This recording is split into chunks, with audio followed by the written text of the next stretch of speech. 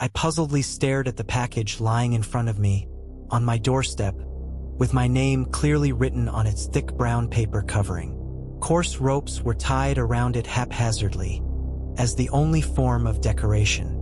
The sender's address showed only the name of a distant relative, but beyond that, there was no traceable mark. My fingers carefully untied the knot, and the paper rustled with my gentle tug.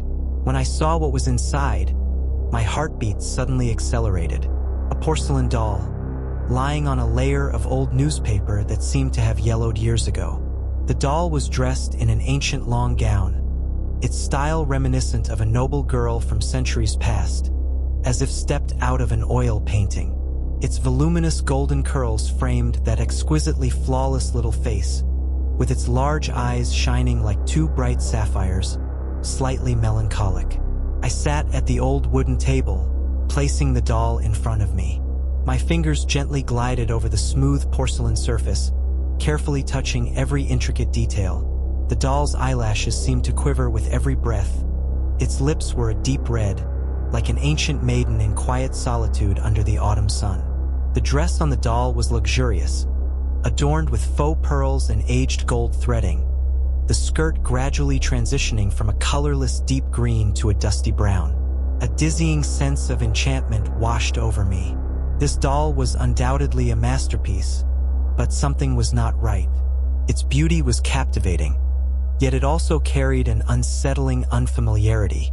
It seemed more than just an inanimate object. It felt like an entity with its own emotions and stories. Suddenly, I felt uneasy. I was sure the doll had moved slightly, breaking my chain of thoughts. I jumped up, under the moonlight streaming through the window, sure that the doll had indeed moved. I chuckled, chastising myself for my overly rich imagination. But when I sat down again, I noticed that the doll's head had indeed turned slightly to another angle. Where had this doll come from? My heart was filled with questions.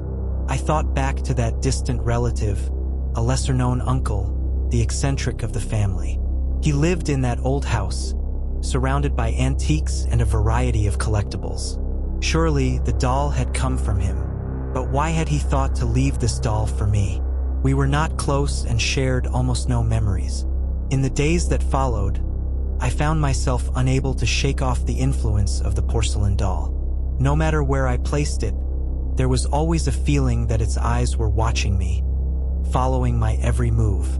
Sometimes I even felt as if it had changed positions in the room, though that seemed impossible. The initial signs were subtle. Objects that had been neatly arranged started appearing in unexpected places. A unique vase no longer on top of the fireplace, but inexplicably on the lowest shelf of the bookcase. I tried to rationalize these phenomena with my forgetfulness and negligence, but deep down, I knew something was changing. Then, the temperature in the house began to act strangely. Even in the heat of summer, my room would suddenly become cold, the chilly air reminiscent of winter's frost, sending shivers down my spine. I attempted to adjust the heating system in the house, only to find everything was in order. Yet, that cold sensation would often come without reason, then vanish just as quietly. Subsequently, there were frequent malfunctions with electronic devices.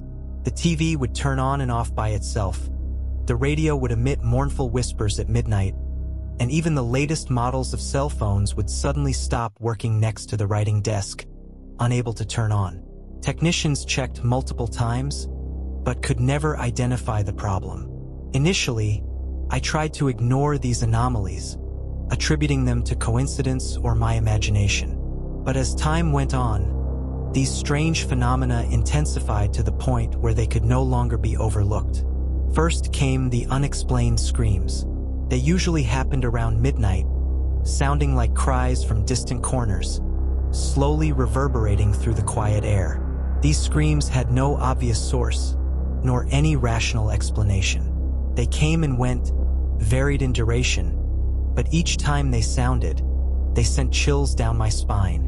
My dreams became chaotic and ominously clear. I dreamt of a little girl in an ancient dress, her cries blending with the invisible wind, her eyes holding ineffable sorrow. I dreamt of being lost in a room covered in cobwebs, with the doll lying there, its shining sapphire-like eyes gazing at me, full of pleading. Objects at home also started to get damaged. It began with small incidents, such as cups and porcelain developing unexplained cracks, but soon, the breakages and damages became more severe. I found my precious books torn apart, family heirlooms destroyed, and even the walls bore inexplicable scratches. Finally, I resolved to uncover the story behind the doll. With the help of a local historian, I learned that the doll, named Mariana, was the likeness of a little girl who died young. She was born into a glorious family that quickly fell into decline due to war and plague. When the plague swept through the town, Mariana, only 7 years old, tragically passed away. Shortly after her death, the superstitious villagers conducted a forbidden ceremony to prevent her spirit from returning for revenge. On a stormy night, they gathered and burned all of Mariana's possessions, including her beloved porcelain doll, hoping to purify her spirit with the power of fire. However, this ritual failed to appease Mariana's spirit. Instead, their actions seemed to exacerbate her resentment. Since then, unexplained calamities frequently befell the village and many families lost their loved ones. These unfortunate events continued until the village was completely abandoned, turning into a ghost town. Only the porcelain doll, passed down through generations, remained, carrying with it untouched secrets and curses. After learning of this tragic tale, my heart was swirling with mixed emotions. I wanted to help Mariana find peace, yet feared becoming entwined with her fate. In the quiet of the night, I felt increasingly trapped by the sad beauty of the doll and its underlying story. I am unsure of how this trembling journey in my heart will end, but I am certain that I must find a way to break the cycle, not just for Mariana, but also for myself. I began to search through the sands of history for clues to unravel this mystery, all while a shadow of the unknown loomed over my heart. Amidst the cold fear and helplessness, I made a decisive choice to seek help from the outside world. Like the famous supernatural case investigations of the Warrens, I contacted a well-known local pair of supernatural phenomenon experts, Alan and Lydia Grayson. They were a middle-aged couple who had spent years delving into various paranormal events and had accumulated a wealth of experience. After a brief description of my encounter on the phone, they agreed to come to my house the next day for an on-site investigation. The arrival of Alan and Lydia brought me some comfort, but I could not hide the nervousness in my heart. They brought various equipment, recorders, cameras, EMF detectors, and a mysterious box called a spirit catcher. The Graysons listened to everything about the doll without any bias, and then began their work. Their first step was to set up devices to monitor the doll in the room. The EMF readings were initially calm, but they spiked when we mentioned Mariana's name. At that moment, I felt the room temperature drop and an indescribable oppressive sensation filled the air. Next, Alan began photographing the doll while Lydia prayed silently by his side. We captured faint mumbling sounds on the recorder, which became clearer when amplified, sounding like a child crying or whispering. These faint yet piercing cries focused near the doll, as if it were a vessel for somber tales. After extensive observation and recording, the Graysons conducted a series of tests centered around the doll. They removed a strand of hair from the doll, and where it burned, a green flame emerged, a clear sign of demonic possession. After careful experimentation and analysis, they confirmed my fears. This forgotten ancient plaything was indeed possessed by some malevolent entity. After measuring strange fluctuations in the doll's surface temperature, Alan and Lydia began a deeper soul purification ritual. They warned me it might be a long and difficult process, for which we needed to be mentally prepared. Over the next few hours, the room was enveloped in a heavy atmosphere. During the ritual, the blue shimmer in the doll's eyes seemed to become more animated, reflecting the endless abyss in Mariana's heart. We were engulfed in a silent battle, a struggle for the soul. And in this strained and silent journey, I began to understand this was not just about saving Mariana but also about my own liberation, as well as all those unfortunate souls who had intersected with this curse. I dared not close my eyes, fearing everything would vanish into the darkness, leaving only a deeper silence and indescribable terror. But no matter what happened next, I had no way back. I had to move forward with determination. The serious expressions of the couple told me this was a genuine fight, and now I had become a part of their ranks. On that tense and silent night, I sat with the Graysons in a long-forgotten living room, filled with a firm resolve for our plan and a profound fear of the unknown. Outside, the wind howled as if it had already sensed what was to come. We had one goal: to purify the ancient porcelain doll, to completely expel the demon from my home. Mr. Allen and Mrs. Lydia began to arrange various symbols and relics needed for the ritual, their movements methodical yet sincere. The room was encircled with a ring of salt. In the center lay the doll believed to be possessed by the demon. A few lit candles were scattered around, emitting a faint and flickering light. Mr. Allen held an old prayer book, and Mrs. Lydia began to sprinkle holy water around the room, her voice deep and firm, reciting ancient prayers. In the beginning, everything seemed to go as planned. However, this calm did not last long. Suddenly, an intense storm erupted inside the room, and the candles went out instantly, plunging the room into darkness. We hurriedly lit our flashlights to see the doll's eyes emitting an incredible red glow, a deep and horrifying gaze that seemed to reveal it had no intention of leaving easily. Mr. Allen began to recite more powerful prayers, his voice especially firm against the storm. Meanwhile, Mrs. Lydia moved quickly around the room, continuously sprinkling holy water. At that moment, the demon began to emit a piercing laugh through the doll, a sound so shrill it was terrifying. Furniture started moving inexplicably, windows suddenly shattered, and the entire room seemed to be drawn into an invisible battle. The ritual had reached its most crucial stage. Mr. Allen and Mrs. Lydia recited the prayers while using all their force to suppress the demon's power. Despite my fear, I did everything I could to support them.